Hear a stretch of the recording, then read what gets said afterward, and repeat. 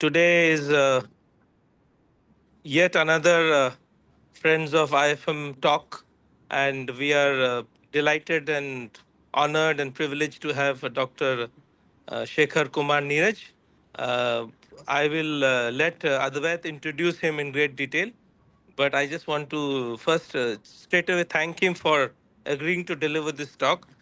You will find a lot of resonance in the IFM alumni community, and also maybe some faculty members have joined. So if they have joined, welcome to them, and maybe also some students. This conversation of organizing this talk by Dr. Shekhar has been happening for the last several weeks. And here I would like to mention a common friend, which is Ravi Vishwas. He had been suggesting for a long time that we should host Dr. Neeraj for IFM alumni talk, and finally we were able to agree to this. And one of our board members suggested that, given his expertise in wildlife trade and trade in endangered species, why not hold it today, which is the World Endangered Species Day. So, a very appropriate occasion for hosting Dr. Shekhar. I am based in Indonesia, and here there is also a lot of biodiversity and wildlife trade. And unfortunately, several Indians get involved in it. At the moment, there are at least 10 Indians in jail in Indonesia caught smuggling rare birds, songbirds from Indonesia to India. We also have some orangutans in our custody in India, waiting repatriation to Indonesia because they were also smuggled into India from Indonesia. So I can see the wildlife trade happening between India and Indonesia. Just a small part of it I'm seeing, but I'm very sure that it's a large trade that is happening. Recently, we saw a news story of two young boys smuggling ants from Kenya. I never knew ants were also collector's item, and they had 5,000 ants in capsules, smuggling them out from Kenya. So crazy ideas of people in smuggling animals who should be let alone in their habitat, but unfortunately we do not do that. So very appropriate day for hosting Dr. Shekhar, and thank you for joining us. Thank you for sharing your views on this very important topic. And without much ado, I hand over to Advait, faculty in IFM, also a wildlife enthusiast. His PhD is on wildlife, on a wildlife topic. He is continuing his interest in wildlife, and he, I think, also went to the Wildlife Institute of India. I think his PhD is from there. So the right person to moderate this talk is Advait. So over to you, Advait. Please introduce the speaker, and then we will have his presentation. Thank you all for joining this important talk by Dr. Shekhar. Thank you, Sandeep Da. Yes, a lot of wildlife, especially here, once I joined as faculty member at IFM. Uh, so it's indeed a great privilege, and I'm meeting Dr. Shekhar Niraj after such a long time. I'm really pleased to get back in touch with him. He's been an IFS officer for 30 years uh, and taken premature retirement. But in the time when he was, a forest officer, Dr. Niraj has achieved tremendous amounts of things. I just read a very partial list to introduce him, so that we realize, how much, how many things he's done. So he's got a PhD from the University of Arizona and a triple masters in chemistry, forestry, and metallic corrosion.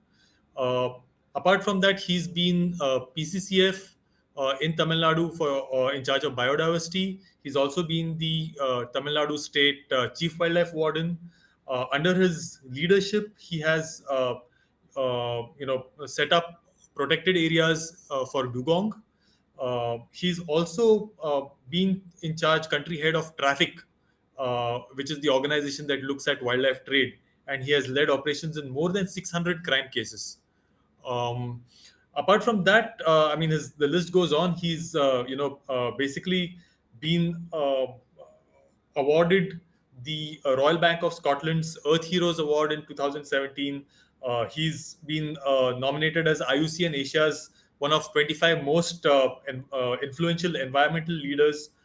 He has a lot of publications. He has been instrumental in doing analysis of illegal wildlife trade, poaching, assisting government in detecting and preventing wildlife crimes. The list goes on, and apart from that, he's quite an expert in GIS, spatial analysis, image processing, cartography, wildlife policy research, as well as quantitative and qualitative methods. And I know from several years ago that he's a lot of fun. So I will stop there. Please, Niraj Saab, delighted to have you here. More than delighted to have you here, and let us have your expertise, and please inform us about the wildlife trade and scientific ways of combating it. Yeah, thank you very much, Sandeep and Advait. My association with the IIFM goes to many years ago.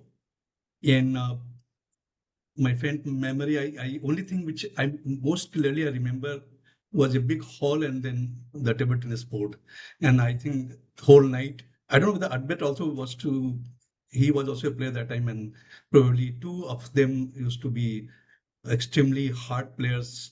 I tried very hard to defeat them, but could never do that. So, that was one fond memory of IFM, apart from the beautiful campus in which we used to roam around. We would hardly attend the classes. With all due respects to the faculty and the great institution of IIFM. But that's the way I still feel very attached with IIFM. And then Ravi, I was discussing with Ravi and said, Ravi, how should it go about? Because I keep traveling a lot. So in my current position, my current position is, of course, the regional manager of Wildlife Justice Commission for South Asia. After I took VRS about a year and 6 months ago. So then Ravi said that this don't make any formal presentation. It's old fashioned. And I agreed with Ravi, but sometimes I thought that even if it's the old fashioned, if I just keep on speaking and this and to be very frank, with forest officers are very fond of speaking, so keep on speaking and keep on going on. There will be no direction in that. So I thought that uh, uh, ignoring Ravi's very important suggestion, I said, let me have a small presentation. I mean, presentation is a large thing because I didn't have enough time to really make a short presentation but I'll just pick up and choose here between whenever I think it's relevant. This presentation I had made for some other, as in some other program actually. It was for the National Forensic Science University in Delhi a few months ago, and then I just added a bit of the most recent thing. So I think I'll just go by with that, and then just try to establish actually some in the background or some issues, so that it's easy for you to react when the question and answer session happens after about 30-35 minutes later. If is that okay, Advait, then should I start sharing my presentation? Yes, please. Perfect. So please don't get, really. I know this is a post office hours evening for most of us, and I think you must all be very tired. I don't take it as a very serious kind of presentation, and I know that it's though it's the topic is my selected topic, which I myself selected when was given option. I had more gone for scientific approach, but I'll, as far as possible, try to, uh, make it very less technical and general type so that it's easy for us to interact. So this is not a presentation. This is not a talk at all. I'm just here for some interactions. And in order to create a stage for that interaction, let me quickly give some background. Most of you must be aware of it, but then I just had to give some latest, some updated background of it so that we get going. Uh, I hope that presentation would be visible at your end. Yes, it's visible. Thank you. Okay. Okay. So Sandeep has already kindly, you know, introduced myself. I'll skip that. I'll just straight away go to one of the thing which I always very dear to me, my explanations, my understanding that this why India is so vulnerable for wildlife trade. And most of my part of my career, I have spent my years on fighting wildlife crime in one position or the other, CITES and traffic, in chief warden, generally the DFOs. And my PhD was something connected to that, sustainable macroeconomic analysis of wildlife trade.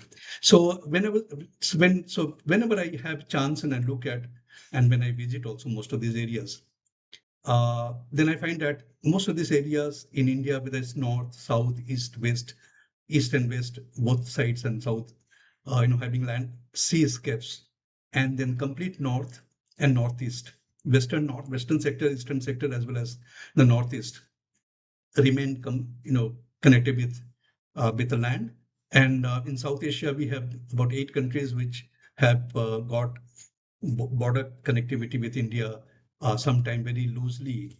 For instance, eastern sector, which generally go unfenced with Nepal and thing. So it's very easy for anybody to do the transactions both the ends invariably.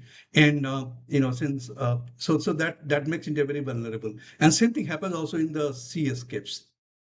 So when we go to say the southern coast, Sri Lanka and further, then we find that there will be thousands of boats and fish and trawlers every day operating for fishes and other marine products. So it's for enforcement of this kind of the forest department or the other enforcement agencies. It will be very difficult, very, very challenging for them to keep a watch all the time. And that enhances the vulnerability. And this is the reason we find that the most of the protected and rare species, which we have spread almost every nook and corner of the country, whether it's the upper Himalayas, middle Himalayas, especially like musk deer, or especially like rhododendron in Sikkim side, or whether it's the western sector, in which we have very different kinds of smaller mammals and lizards. And then we have the huge marine resources in the southern and western coasts, and also eastern, Andaman Nicobar, wherever it is, and then northeast, of course, all of us will know that. So, there are always, kind of uh, uh, thinking, or maybe the designs and of the traders, of the international smugglers, to look for opportunities to get them, and then there will be transactions, and then so that within that vulnerability, we see that how enormous is the problem of combating the trade among all other problems which the wildlife faces.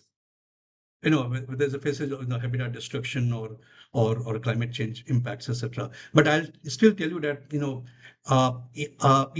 among all these problems which are prominent and pertinent in fight of the fight for the conservation, I would still say that wildlife trade now, in the past and in future, is going to be extremely challenging.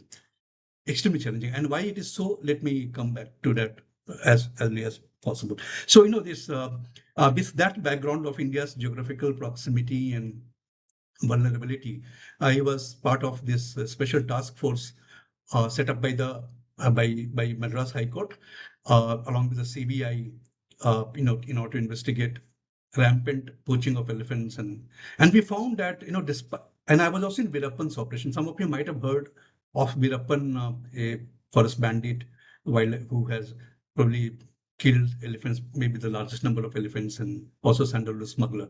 I was in that operation, but later, say even Virappan was killed almost how much? I think more than 15 years ago, but more than that. But then today, and when we thought, when after finishing Virappan and his gang, when we thought that this elephant ivory smuggling has been contained, but when we started the work on with the special task force and started investigating, you won't be surprised to see that. We were really surprised to find that huge amount of poaching of elephants especially in southern part of India, that's southern Western Ghats and also the Western Ghats area, the southern aspects of it, and also in the northeast and the northern part of it is going on, and we're still investigating. Uh, one of the very interesting illustration had instance had actually I had come across.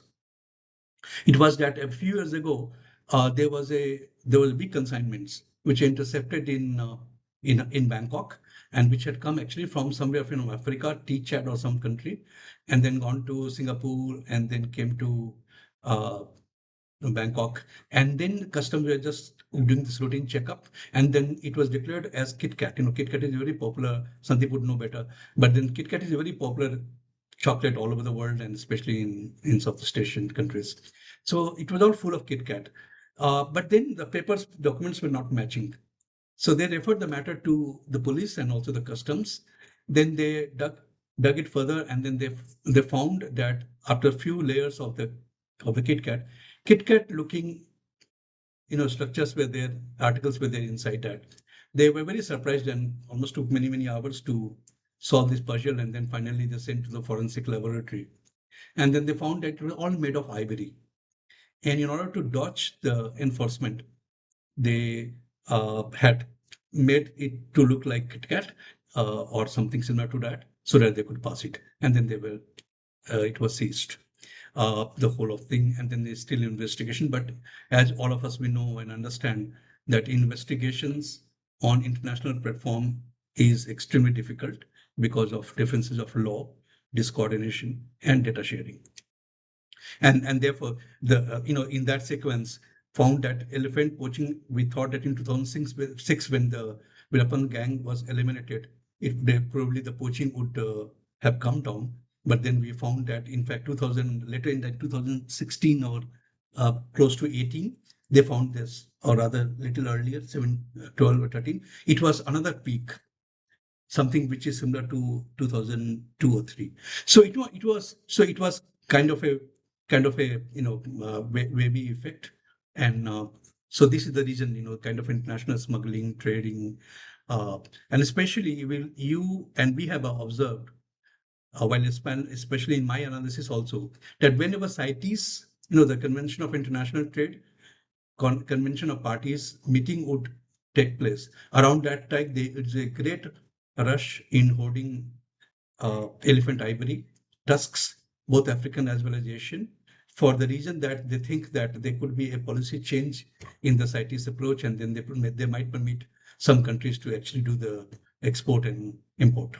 And for that, so that there will be generally the poaching, intensity would rise around the CITES COP meeting time every 2 years. Tiger, we all of us know, nothing much to explain me that. But then what I need to probably point it out here is that we always thought that Tiger, we always say China, we look at China, and that China is the country which uh, has the demand. And but when I was in traffic country head a few years ago, we were investigating, then we found that there was a rampant poaching of tiger even within the country, within Madhya Pradesh and Chhattisgarh. And invariably, what would they do? They would take the tiger, they would trap the tiger, kill it, and only cut the right paw for for serving a black magic practice, which is called dhanvarshi. Means that if somebody does the puja with a particular size of tiger's paw, right paw, then there will be a shower of wealth to his family, on his family, on himself. And that has at least 6 or 7 tigers we saw, really giving in or taken for this kind of purpose for dhan worship. And that was really a surprise. So in no time, it is. What also I have realized that when I had joined my service about more than 30 years ago, and we used to look at a lot on these aspects. Invariably at that time, they would say that international demand only is dragging and pulling the tigers toward it, and also the tiger-like species. But I have found that over the time, it has all changed, maybe because of change of the economic pattern, consumption pattern, uh, and there's a lot of huge demand of tigers in form of its claws or skin or paws, which I said. when within the country itself. And that's a very dangerous connotation, because it means that the risks of poaching increases manifolds, because you don't have to really transact internationally. And that is something which is serious and needs to be probably would be required uh, to tackle in future. Since it's a online stuff, I know that online this program. So I don't think that there can be a very smooth flow of question and answers in the thing. So I had some queries, but then I'll just keep it, because I know it's very difficult for in this such conversation to really uh, take it smoothly. So pangolin, all of us we know. So like something like tiger, and we always talk about tiger, elephants, leopards, such a big species. But when we analyze and we find that the species such as pangolin, about which and of which even population estimation also is not clear to us. We have never done that. Very difficult to do that. Uh, you know, uh, uh, so in absence of even population data, if there is a uncontrolled take of species such as pangolin, which is very, very difficult to even see them because nocturnal animal, but then when the large number of elimination happens, then tomorrow it might lead very, very fast toward extinction. And that's the what the danger we always think. And I must share one illustration with you, which is moving a bit, is that how this is killed, which is something which is gruesome. So the local poachers, they know the pangolin behavior. It's a nocturnal species, only can be seen generally in night. So they know the burrows in which pangolin lives. It's the only scaly mammal in the world. And so they know the burrows where the pangolins live. They go and smoke it.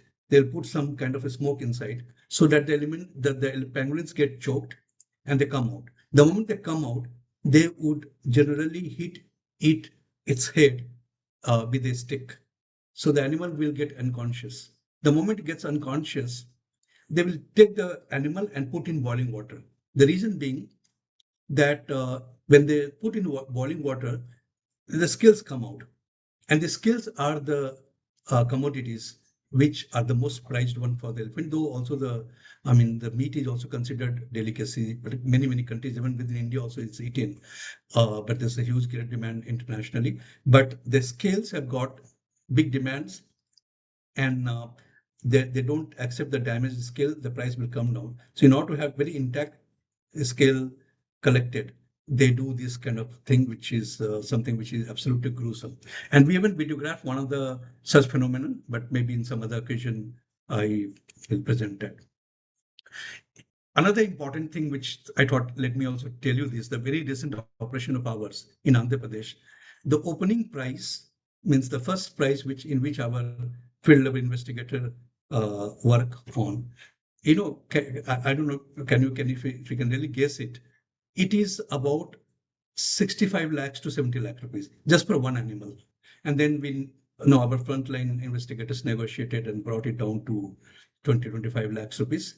And then we had the ALA, the law enforcement agencies brought in, and then we shared the intel after completely upgrading it. And then the operation happened in a very, very remote area of Andhra Pradesh, Telangana actually. And then the seizure was there. But the idea of saying is the point of saying it is that the way they are finishing the animal, and the way and in the scenario that we are not knowing about the population, the status of the animal, and there's I don't think anybody is really planning to do this. Uh, uh, it's very. I mean, it may be no time in which the animal may get extinct.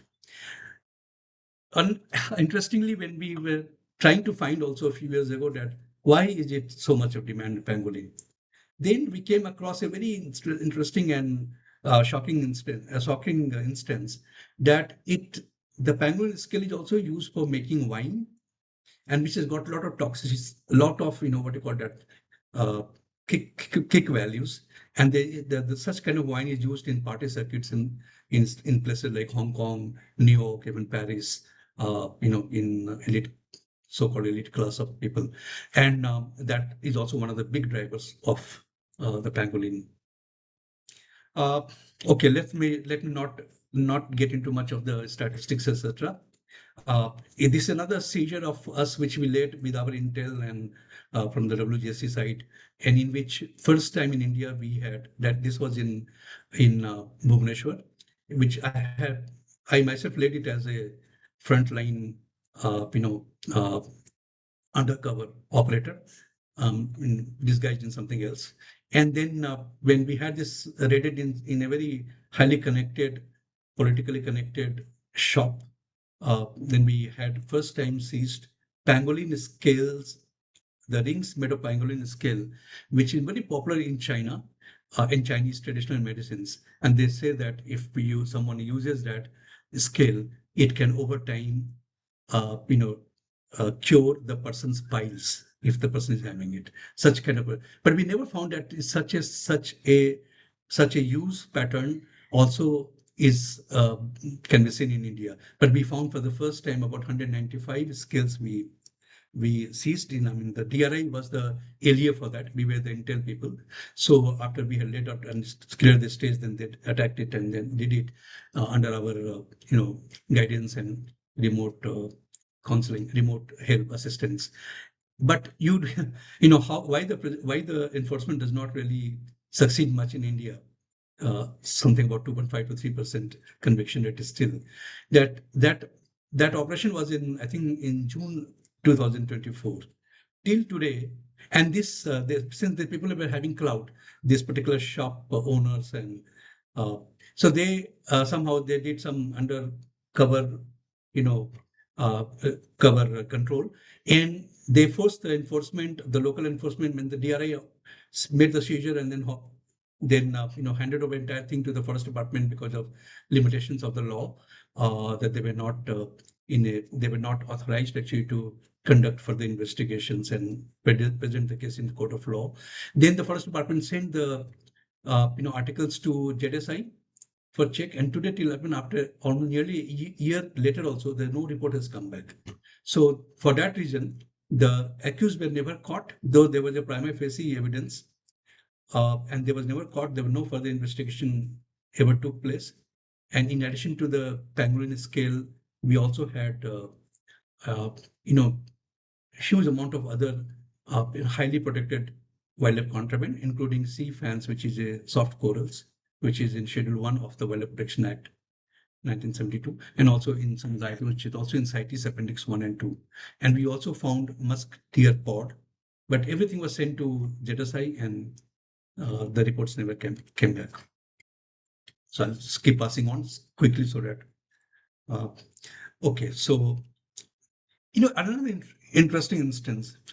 I conduct a lot of training programs in traffic. Also, we did it, and in WJC, not much of training, but in earlier time in traffic and my government positions, I would conduct training. So one of custom officer once rang me up about 4 or 5 years ago, and he said, "Sir, something which you had shown us in presentation in probably Kolkata or somewhere." He says something we have intercepted, and but we are not able to figure out what exactly it is. So then I said, okay, send the photos, and we will send it for the photo forensics, and also try to identify.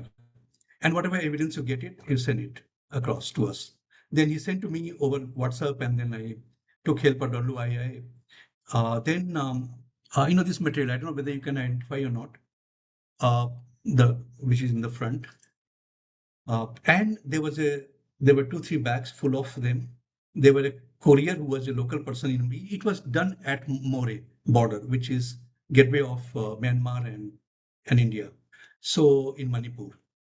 And this still they were not able to. So we found that it was the this manta ray gill plates dried, but we never knew about such a use in China. And they said in whatever the preliminary inquiry that they were supposed to take it to Myanmar, and then from Myanmar someone would come and collect it and take it further east, far east. What came as a surprise, and then that helped us in understanding and leading to this, that the manta ray gill plates, the dried state, was were all wrapped in a newspaper which was Tamil script, which had Tamil, which is Dina Malar. Ravi would be knowing it, many others also. So Dina Malar. So then we came to know, okay, so that means something is coming from Tamil Nadu. We send message to Tuticorin and Ramnathpuram, where the resource like manta rays, which is CITES protected species, and also WPA now. And they confirmed that such a things are actually taken by the fishermen, and then they confirmed about the species, and they confirmed about that newspaper actually belonged to the city of Tuticorin.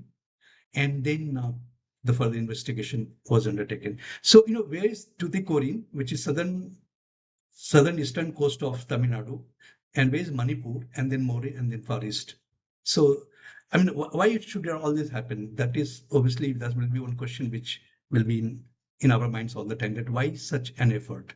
Why so many risks? Why should someone take? See, cucumber holothurians, another species which has got $1 billion of trade.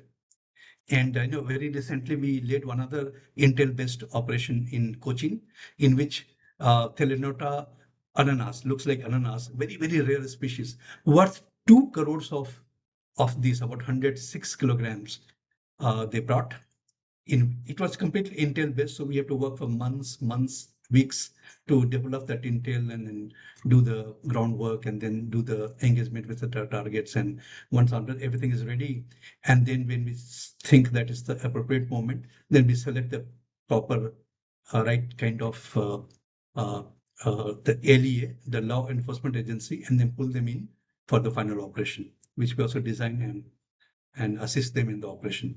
But we remain unidentified incognito.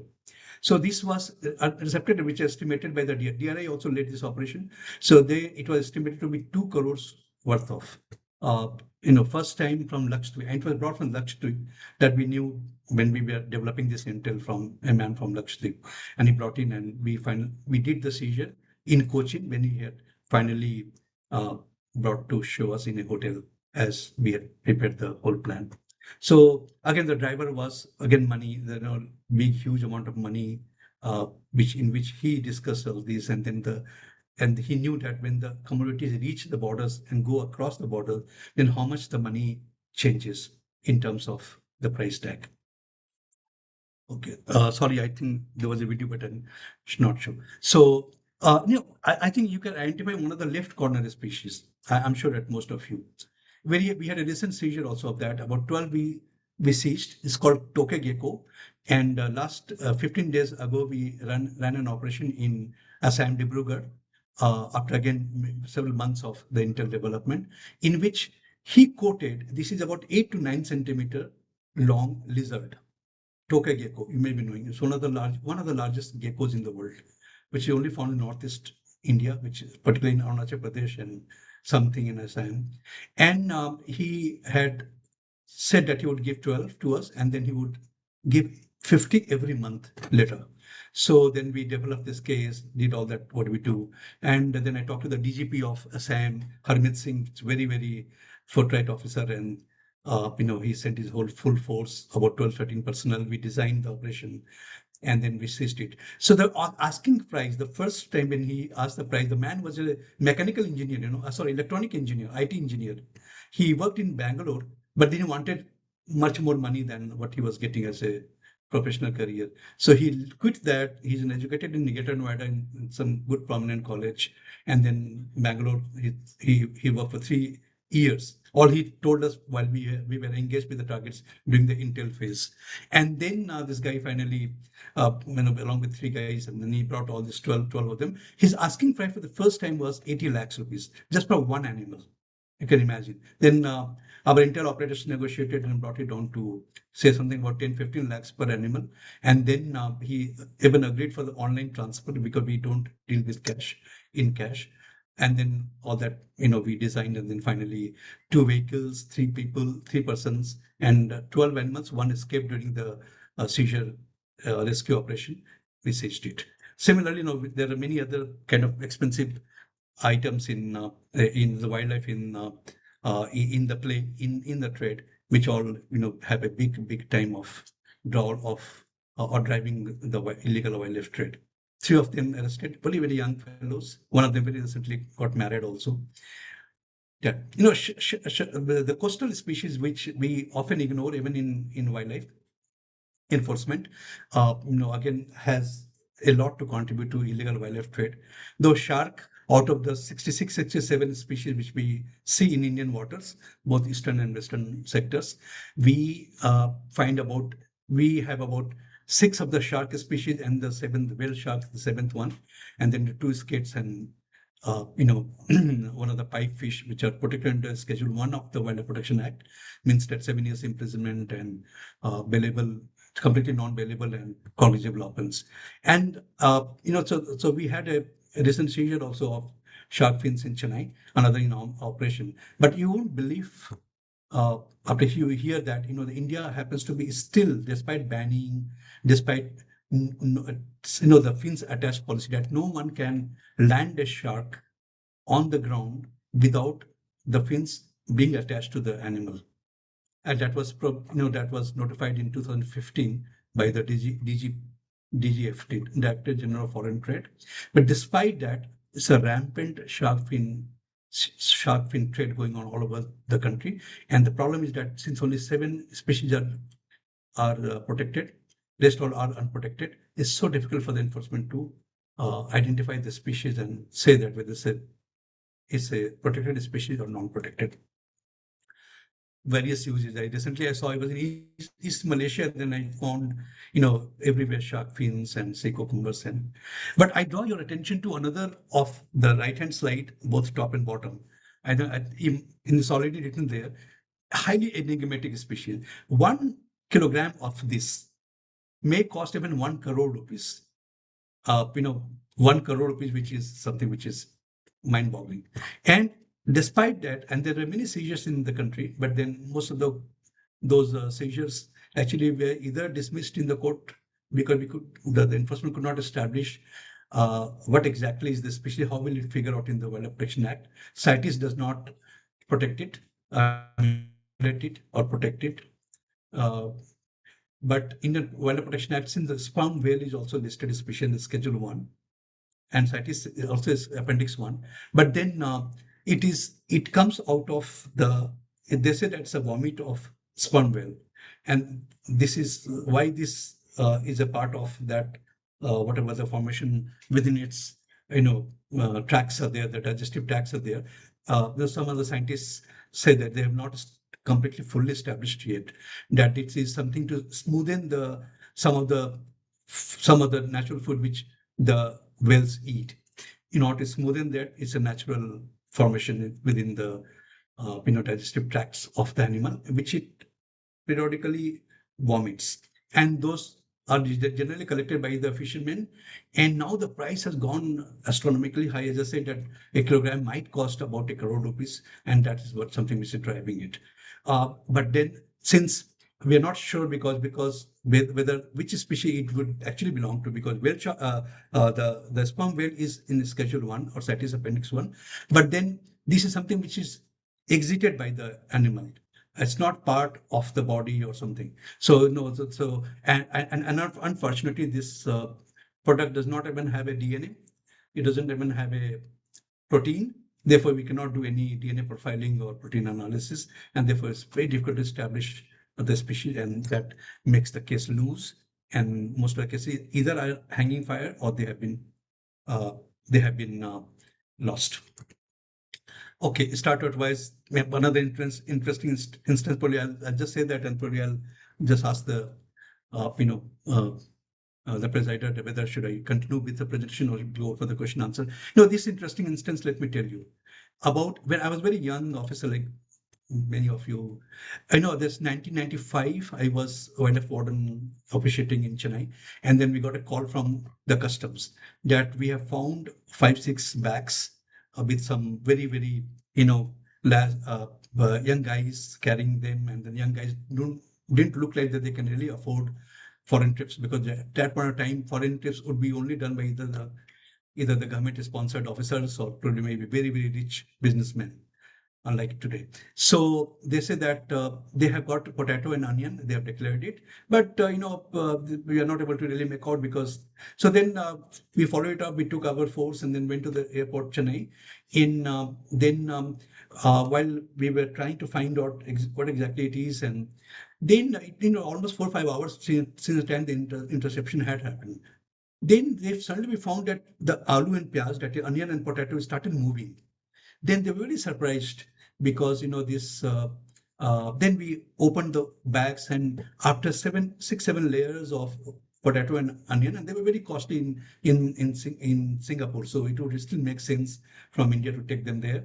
And they were carrying some return ticket, and they only said that they have to go to the airport, hand it over to someone which will come about whom they never knew, and then they go to a hotel and enjoy 2 3 days of stay in Singapore and come back. So then we found that all were full of star tortoise. That was the first seizure of star tortoise in the country, and it's one of the most popular pet species. To 95, so almost 30 years now. And despite that, still every 2 or 3 months, and the enforcement knows about it, that they can identify the species. The better X-ray machines are there. There's a lot of investigation. Interpol is aware of it. DRI, customs are aware of it. But then every 2 or 3 months you hear about it. Again, the price is the driver. The big price tag, and it goes really. People even started breeding it. I saw its own price in Singapore a few years ago, rather many years ago, almost about 400 US Singapore dollars, so 500 Singapore dollars for just one. I mean, here one collector will just get about 800 to 900 rupees to 1,000 rupees, to collect. I mean, to pass on to the buyer at the local level. Uh, Advait, should I continue or should I? We can continue for a very little time, and then, or we can start taking questions. I think Yeah, that would, because it will become a complete monologue, and I'm also not seeing whether I'm talking to myself or talking to few people there over there. So, the turtles and tortoise India marks and as a one of the biggest uh, supplier to the world, both ways. One thing must I'll tell you also, that when 30 years ago, when I was in service, when I joined the service, and now, what thing which I know very markedly, I noticed that change was that point of time India would only be a supplier country for wildlife. Even during my PhD when I was in Arizona, even till that time, 2009 I finished it. And then in my analysis, they would say India generally would be a very, very large time supplier to the global, global species by global different segments of the wildlife consuming markets. But today, what the change has happened is that India itself has become a huge big market. I told you about tiger, but there are many other species like sulacata, which you can see the top left corner. That is a African turtle. Huge demand in India, big price. Sometimes 200, 300. DRI and customs would come across. The right hand side, which is I think it's the Indian roof turtle, or maybe red crowned roof turtle, and that is huge price, 50,000 in the market itself within India, at least 3 4 times or 5 times more when you take it to international black market. Indian tailed turtles, Indian roof turtles, say what not. So turtle is something, the Indian the red crown turtle, which a conservation program was started way back in 2002 in Chambal region of UP and Madhya Pradesh.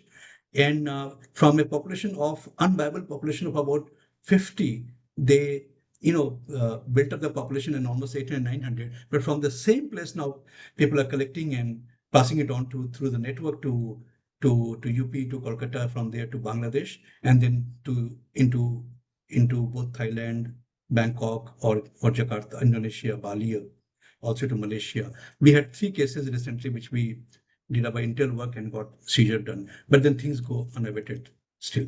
Okay, this last instance of my story part would be that very interesting case.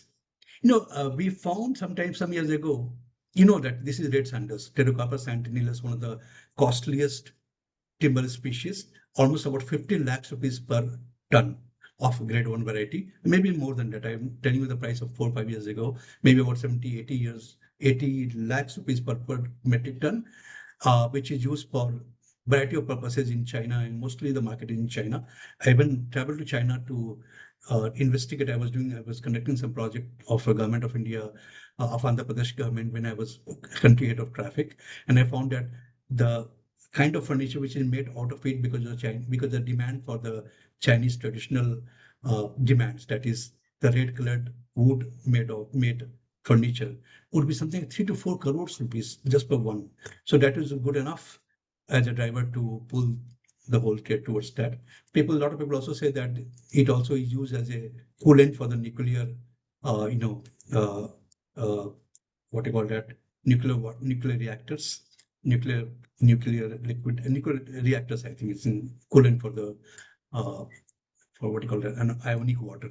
Anyway, what is that thing apart? But then no, even the Oregon has not established such a finding, but when such a thing, but it's also used for coloring wine, beer, and even treating in Chinese traditional medicine system for helping the lactating mothers to produce more milk, kind of thing, stuff like that. So, and then also for rheumatism and some kind of thing. But the story was like this. So Chhattisgarh in Raipur, uh, the custom freight station, materials, a very legal, normal materials were put in the, freight wagons and shown to the customs, sealed by the customs, no problem. So same thing came after a few days. Then the Nagpur CFS station, that custom freight station, reported that they have the same lorry number and same container, all this paper. When they, in a routine checkup, when they intercepted, or maybe some based on some intel they intercepted and opened it, they found a red, red. It was full of the logs of red Santa, Stereocarpus santinellus, and it was completely sealed. There was no change, no damage, no sign of anything to that. So how it would have happened? Something was filled in front of the customs eyes, photograph, videograph, whatever happens that way. And suddenly, after a few days later, the same lorry with the same number, with the same documents was having this.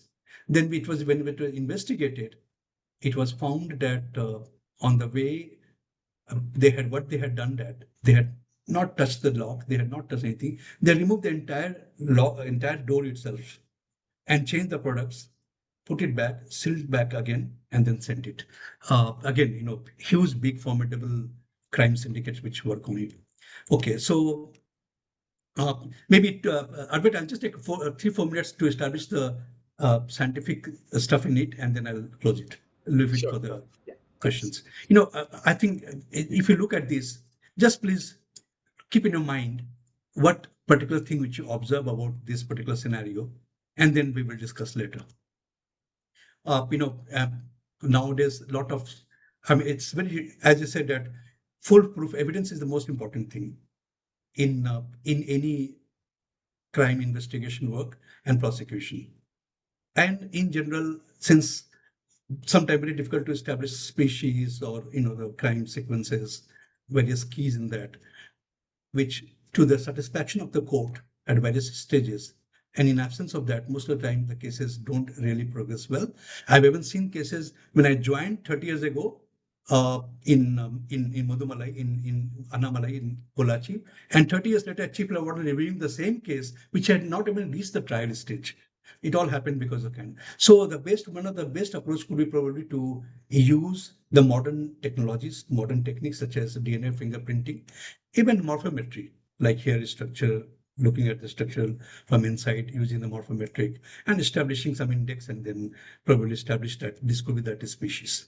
Uh, for instance, we applied this, I think WII, Dr. Goel had applied this indexing system using for morphometry to establish whether the peafowl has has shed shed the feathers which are being used sold in the market, or they have been killed and plucked by using the structure, because they invariably cut it, so there is no blood sign in it. So the only way is probably is the only answer to solve this kind of investigative questions would be probably through these kind of techniques, and we must apply to that.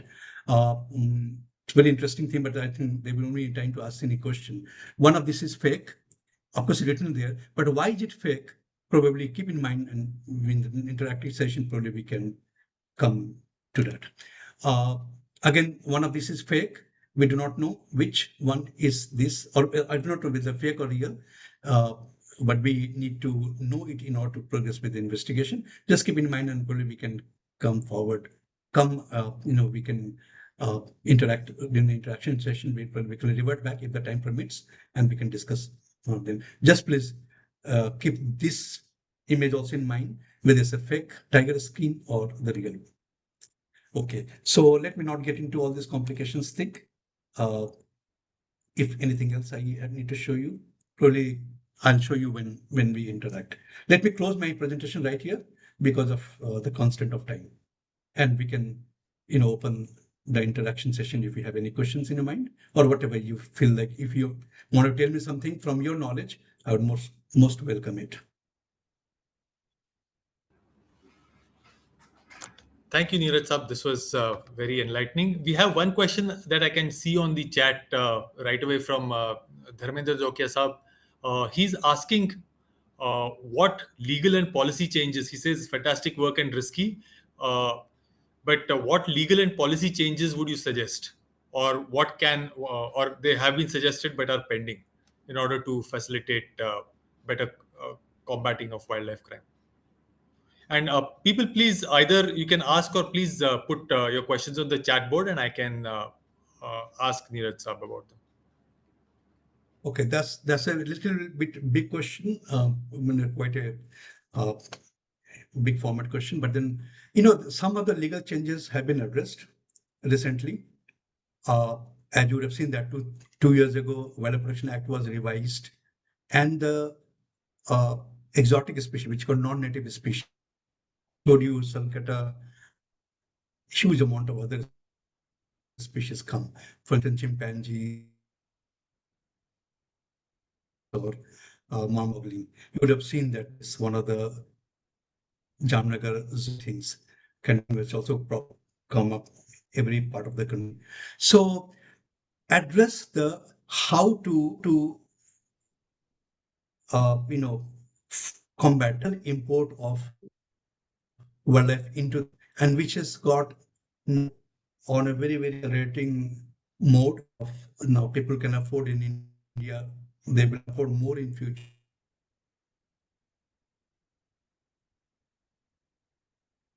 Though though in the wildlife.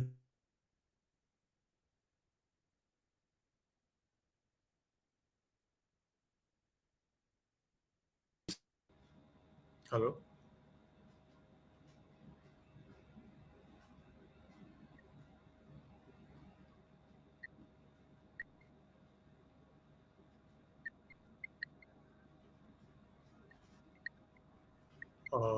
I think Amrita, can you hear me? Yes, sir. We can hear you.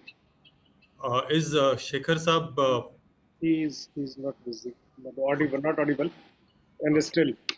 Uh, I'll ask I'll ask him to join again. I think there's network issue from his end.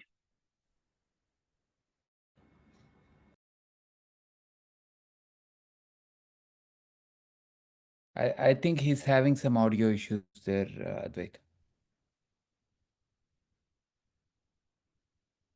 All right, we'll wait.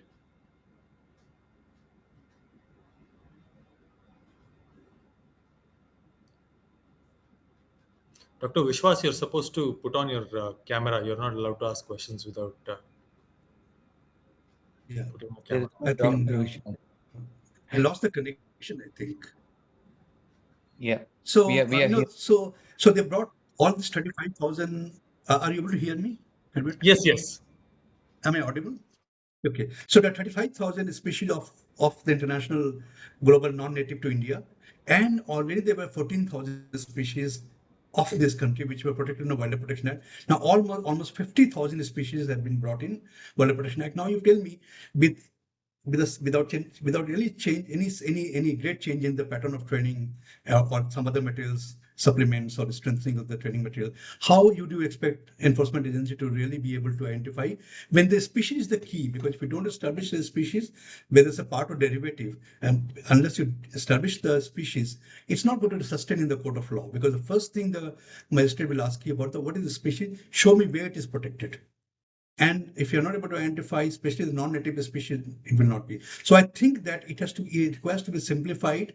The non-native species needed to be segregated, and the Indian species are already there. More strengthening of the, capacity and ability of the staff to be able to identify the species and enforce the law would be one requirement, which I think is always important. Uh, and then second important thing about that's about the law, simplifying it, simplifying the procedure, simplifying the species, strengthening the training aspect of it. Not too much to do with the law, apart from after simplification, but then strengthen the capacity and improve the capacity of the enforcement. Now, even the customs officers are also authorized to, enforce the Wildlife Protection Act. Police also is in many states are authorized. Central Bureau of Investigation also authorized, but they do not have any real amount of training or skills to do this, and invariably the cases don't sustain. Second aspect in the law changes that though some of the LEAs apart from the Forest Department also have been authorized to implement the law, but then they have only been given very limited authority. So when they catch hold of cases, and since I tell you that because of the economic changes and the change of the choices of the people and improving per capita income and the general affordability, since a lot of people are also importing wildlife, and customs and DRI are the agency which are quite much now actually doing the seizure and coming. So for them, not giving the full-fledged complete authority under the law is not helping, because they invariably do the seizure and then hand it over to the forest department. The moment they hand over to the forest department, since they're not the original investigators, they generally neglect or ignore the cases. Regarding the policy changes, I don't know how much I can say, because nothing will change. But I will tell you that over time, the acts have been diluted. The Wildlife Protection Act, particularly, some diluted in the sense that this authority and power. Wherever the lacuna were there, the species, the overlapping species were put in, that were not clarified in subsequent amendments. Uh, so I mean, the one major change was the bringing entire CITES listed species into the act. That has to somehow be addressed. Uh, Regarding the policy, as I said, the part of training, like putting more investment, because one of the slide which I wanted to show you in this context, maybe I'll just take a minute to get back into that, and uh, just allow me 2 minutes to, because that will be important, that for me to substantiate my point here is that yeah. Are you there? Yes. Are you there? Yes. Yes. Okay. Yes. Are you able to see my presentation, or may not be? No, we're not able to see. Not able to. Okay.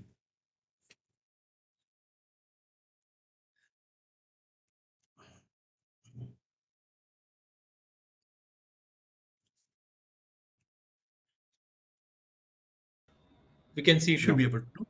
Okay. So let me pull you to this particular slide to establish my point. Will be easier. Okay. Repeat all that. Small turtle smuggling, but see the kind of the complexity of the network which is involved, which is the Indian case, jumble origin turtles only, but then all linking to Hong Kong, Singapore, Malaysia, and things like that. Okay, the point which I'm saying is here. This is Kuznets curve, and most of you must be knowing about it. It says that if the GDP external increases and internal, both of them increase or whatever change, then they impact the demand. So the GDP and demand, it's a system loop feedback diagram. Some of you may be knowing the statistics. The statistical one, I'm only depicting the final output of it in terms of pictorial representation. So when the demands increase, the price and then are positively correlated. The demand increase, obviously price will increase of, say, a species such as tiger. X is tiger or chimpanzee, whatever it is. And then when the tiger price increases, then the expected profit increases, so positively correlated. And when they, when the expected profit increases, then obviously the poaching efforts will also be more efforts will be put in, so positively correlated. And when the poaching efforts are increased, then obviously more and more tiger will be poached, but there is not enough tiger to cater to the market. That time some other species will also enter it here, and the demand will be diversified. The density will go down. When the density will go, I mean, density of tiger particularly will go down, then the abundance will also go down, negatively correlated. And when the abundance go down, again the demand will go up because the rarity and because of more and more people will ask for something which is rare, but they have got enough money to do this. So this complex kind of a system look diagram, which something makes a great impact on any other commodity, but particularly in wildlife, which we're talking about. Now, what is India's position? India's both external GDP, I mean the region, because region also developing, whether it's Bangladesh or Nepal or say Indonesia, Malaysia or Thailand. And internally, India also is progressing, and we aspire to become now earlier 5 trillion, now so say 15 or 20, 25 trillion economy.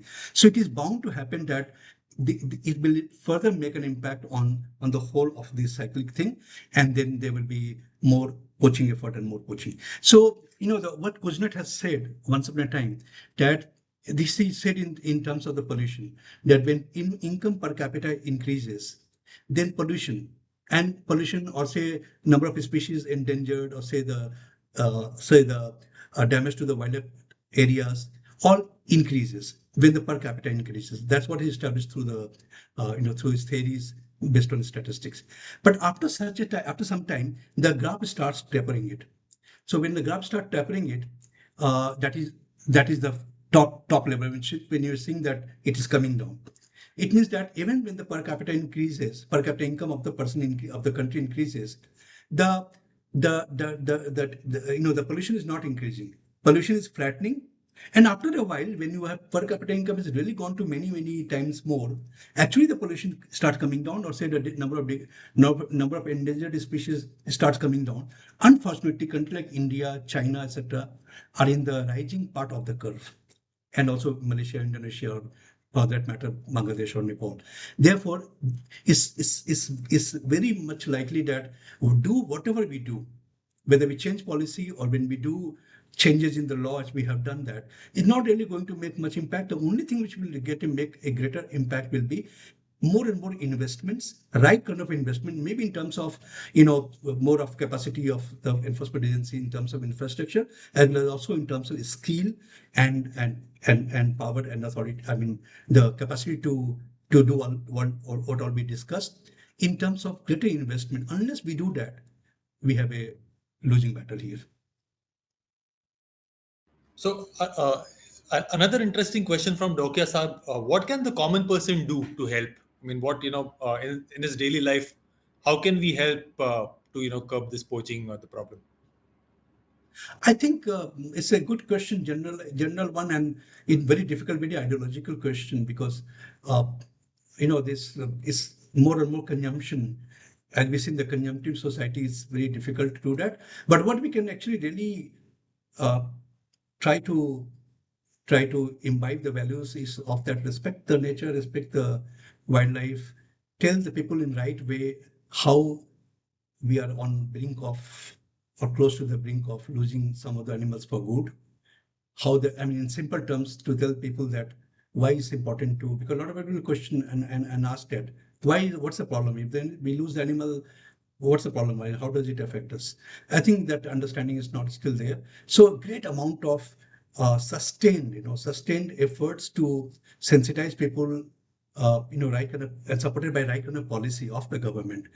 I'm not very happy with the recent policy, you know, expositions on Wildlife Protection Act, or the say Biological Diversity Act, or even Forest Conservation Act. So supported by good policy, strong, robust policy making on it, and then the sensitization of society at a very high level, to also level of the NGOs or with the people. If it doesn't go there, then tomorrow the new generations probably may not even realize that how important it would be, because they might not even be able to even see that. So a common man on his own will not be able to do, or suddenly will rise and say, no, from tomorrow I will start, doing this conservation, it's very important in that. It has to be imbibed. It has to be sensitized. So it's a very, very all round and what I'll say, the collaborative and collective efforts needed to be there, which is not an easy to do it, but then it has to be done. There's no alternative to this. Ashutosh, you had a question? Yes, so just a quick question to Dr. Shekhar. So, do you think increasing uh, money laundering probe by ED would help? Because it clearly seems that most of the wildlife crime is now operated as part of syndicates.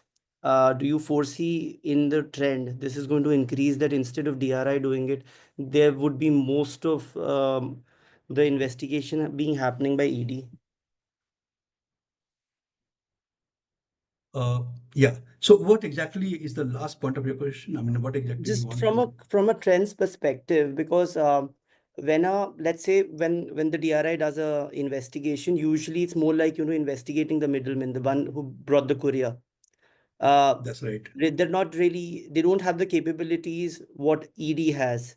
Um, Also, most of the matters that we see, either the economic wing of the police is investigating, or the DRI does, but they don't have the capability that ED has. And also, given that Wildlife Act is a predicate offense in the PMLA, do you foresee going forward we're going to see an increasing trend that these offenses will be tried more under PMLA? Is that sort of a It discourse is. being increasing there? Yeah. I mean, yeah. It is. It is.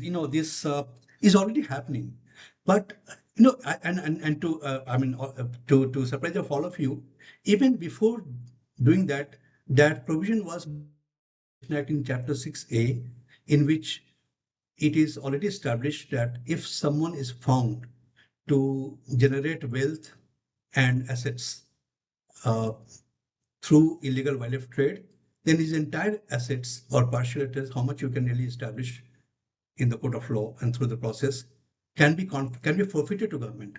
That entire provision is there.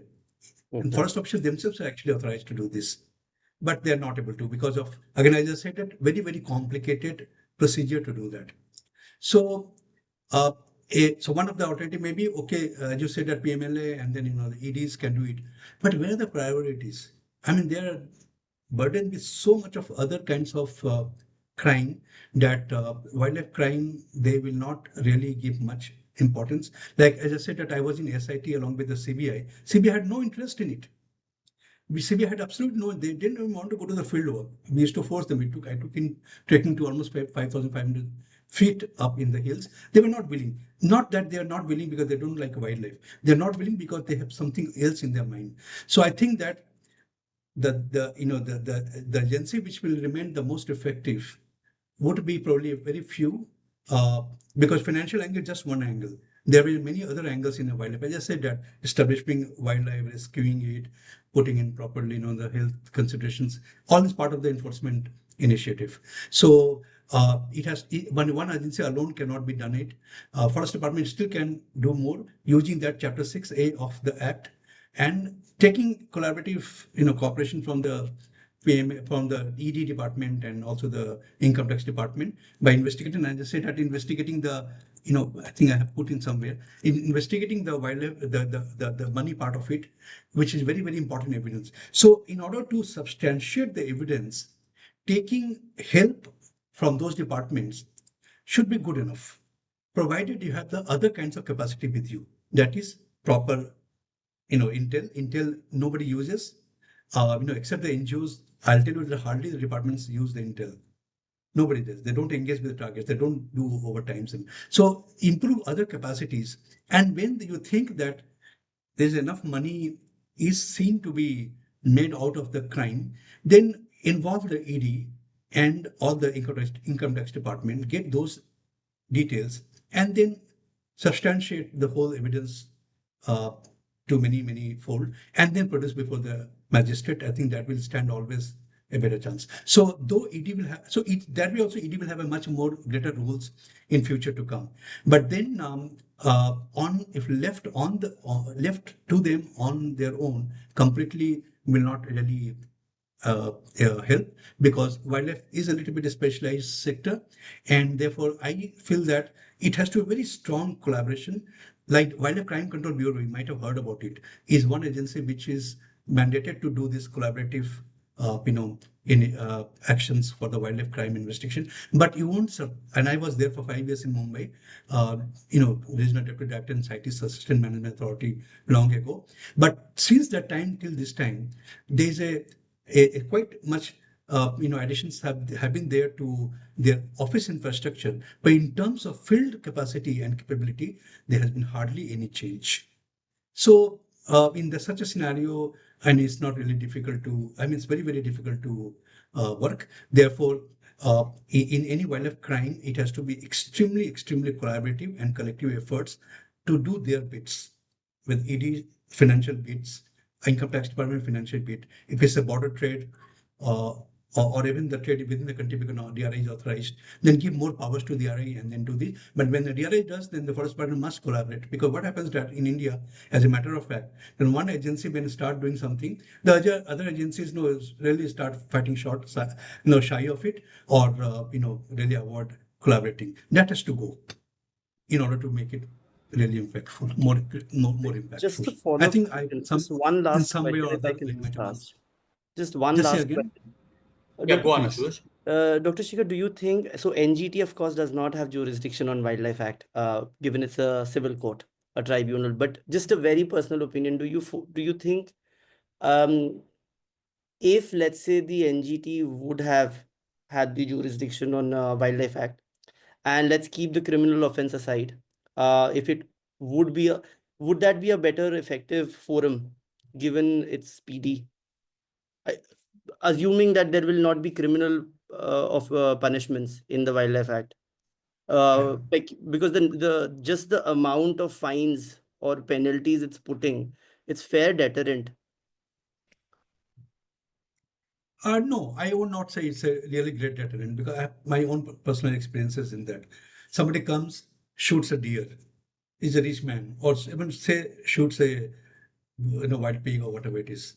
But and you say that there's a limit of fine. You can how much you fine, maximum of 25,000 you can put. Even if you can join and say, oh, 5 people were there, so you put 25,000 and 1.25 lakhs. I mean, anybody can pay that in today's scenario to have that pleasure of shooting. So, criminal aspect have to remain there. The criminal aspect, if they're not there, there will be no real deterrence. Because today, even today, paying fine is one which people fear, especially the poor people. But I'll tell you, the rich people who are more in the crime, because it's all huge, big money. As I said, some of the prices there, they only fear arrests. They fear the stigma of taken to the jail, feel the stigma of going to the court and being represented. So the civil part alone will not help, and so therefore the criminal aspect have to remain there, must be remain. I mean, I still find that the government approach to completely decriminalize the wildlife, the biological diversity act was not a really great thing, because the deterrence has gone.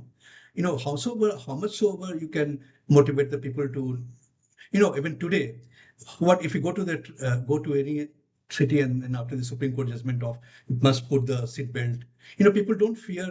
They are not motivated that if I'm not putting the seat belt, then I'm vulnerable to get hurt or get killed if some accident happens. They're only bothered about they don't want to pay the fine. So the fine, or if the greater crime is there, if they're going without license, I can even be arrested and my license can be seized. So greater the punishment, I still find this the greater deterrence, but that must go side by side with other tools of sensitizing people all the time, which happen only very periodically, or it's based on the funds and based on. So that has to go. But one other thing which to your aspect of one of your question is that the NGT also has a say, may not be the NGT has the say in terms of when the impact is on the wildlife habitat. Then it can even look into the criminal aspects of it. of course, by way of putting fines or even disallowing the activity, or a project which has happened and which affecting the wildlife habitat or reducing the area. Many of the cases we have brought it, we have taken it to the NGT, we have assisted the NGT, and NGT has agreed to see to give a judgment saying that the government decision of denotifying certain area will not be under the Wildlife Protection Act, will not be sustainable and must be dispensed with. So NGT has got board. But with regard to the simple normal crime cases of the Wildlife Protection Act, it cannot be completely decriminalized and handed over to the NGT. It's not going to serve the purpose. Thank you, sir. I completely agree with you. Thank you. So we have a lot of questions actually, but we're running short of time. So one last question. Naman asks that he went to Periyar Tiger Reserve recently and he saw that poachers were being given, ex-poachers had been given rehabilitated. But are there any other such places where they do that? And is this a good approach to reduce poaching? What do you feel? It is. It is. I would agree with you, Aman and Asbeth, that that experiment was a wonderful experiment in Periyar, but things keep changing. Tomorrow what happens that you have to keep a very close eye on it and try to keep analyzing all the time. I'm talking by the for the managers. You know how much money you will give as a wage or say salary to the poacher employed as watcher. Say 15,000 rupees, 20,000. No, you can't afford to give more than that because government regulations and things. But suppose if someone is doing this connivance business and say one pangolin is asked for 60 lakh rupees, then there will be, anybody can get lured into it. And that's the reason I gave you that reason of that engineer, a young engineer, selling the toka geckos and asking for 80 lakh rupees for one animal. It is something which is psychological thing, because of he says that he can make a quick money. In salary, you can't make a quick money. As you know, all of us, we know that we get only once a month. And but then we can make a quick money, a much bigger money in no time. And today's world, people are in race for that with much less effort. And I'm not really casting aspersions on anything, but in general, the thing is that I must have everything the moment I start working, and I must have a car, I must have a house, I must have all kinds of worldly pleasures kind of thing. So in those moments, only giving and turning poachers into, turning the erstwhile poachers into giving their job alone will not be really enough. Maybe some other kinds of incentivizing practice might be more helpful. That if we have been able to, apart from salary, if we've been able to say detect a crime or been able to help in arresting a poacher or criminal or something, then probably you get get a good amount of incentive, like what DRIO, especially the customs get when they do the gold seizure or seizure of the any other important commodity. The 10 or 20% of the money which is awarded as penalty is actually distributed among the officers who did it. So some kind of incentive you have to look at, incentivization to look at, in addition to just giving the job. But Periyar experiment was also given and done many other states. Some way it succeeded, some way it didn't succeed. Some way it happened. In Kerala also, I have found that despite Periyar, and I admire that experiment a lot, and I'm very fond of Periyar personally. But I've found that over many, many years, there will be a huge amount of poaching which still continued. And sometimes may be connivance, sometimes may not be connivance. So while this is a good approach, but the approach has to be more comprehensive. And for that, you have to be a little bit more analytical and more thoughtful on it. Fantastic. Even this the famous tribe of Pondicherry. I just forgot, slipped out of my mind. This uh, Plus, they go in, huh? Irulus? Someone said, Irula's the western side, the Pondicherry side. The Pondicherry and that Kadalur side of the tribe, they go all over and do the bird poaching, they do the pangolin poaching, do the this what do you call that, monitor lizard poaching. huge amount of poaching. That's very common. They've also given some kind of rehabilitation by the government there, but then poaching is still continuing. They do also crocodile poaching, and so I mean, not take me wrong or misinterpret me. I'm saying that it's very good approach, but identifying the real poachers, etc. But in addition to giving them, rehabilitating them by way of giving them some sort of job, also keep your intel system very sharp and panicky. I mean, really incising, so that you're monitoring the situation all the time. You're seeing that why the things are being taken, how much is the price is going on. Conduct the surveys, look at this analysis, look at the district level data of the poaching increase or decrease or whatever it is happening, why it is happening. People don't do that. To be very frank with you, people don't do that. They don't bother about it. They just give something and then open and shut kind of stuff. Like they think that everything is taken care of. It doesn't. The systems are very dynamic, very vibrant and dynamic. So in order to make it more effective, one has to do a lot more than simply giving a job and rehabilitating. Great. Thank you so much, Niraj Saab. I think this was really interesting, and I learned a lot. Actually, I had no clue about the kind of prices and the kind of turnovers these people must be making. So I'll hand it over to Praveen now. Before Who'll that, can I just just ask you one thing? Sure. Is it you were there who defeated me in table tennis? No. Would you play? Oh, It you was did not. There was Praveen. It was Buddhiraja, I think. tell Budhiraja I'm coming back.